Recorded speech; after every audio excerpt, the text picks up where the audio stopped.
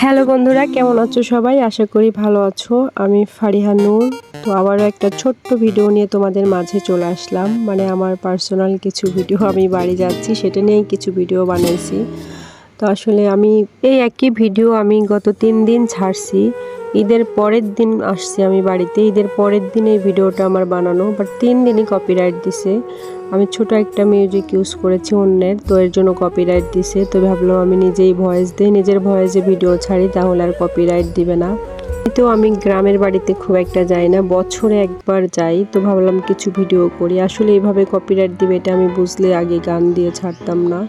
তো যাই হোক, এখন আমি বাড়ি যাচ্ছি। তো অনেক ভালো লাগতেছে, অনেক দিন পরে বাড়ি যাচ্ছি, প্রায় 1 বছর পরে। সবার সাথে দেখা হবে, বন্ধু বান্ধব আত্মীয় স্বজন যারা আছে। ঈদের সময় সবাই সবার বাড়িতে আসে, কারণ সবাই তো এখন ঢাকার বাহিরেই বেশি থাকে, গ্রামের বাড়িতে কেউ থাকে না। আমি তো গ্রামের বাড়িতে থাকি না, আমি ছোট থেকে ঢাকায় থাকি, প্রায় 17-18 বছর হয়েছে আমি ঢাকায় থাকি।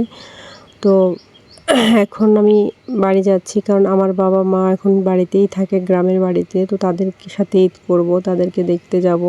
আমার দাদি আছে এখনও, তো দাদি আমাকে বারবার বলতেছিল যে গ্রামের বাড়িতে আয়, তুই না আসলে ভালো লাগে না, তুই না আসলে ঈদই হয় না, ঈদ মনে হয় না। তো অলরেডি চলে আসছি বাড়িতে। এই তো অনেক অপেক্ষার কষ্টের পরে প্রায় 5-7 ঘন্টা লাগছে, কারণ আমাদের গাড়ির চাকাটা বাস্ট হয়ে গেছিলো। এটা মনে হয় তোমরা ভিডিওতে দেখছোই, বাট এটা আমি ভয়েস দিই নাই।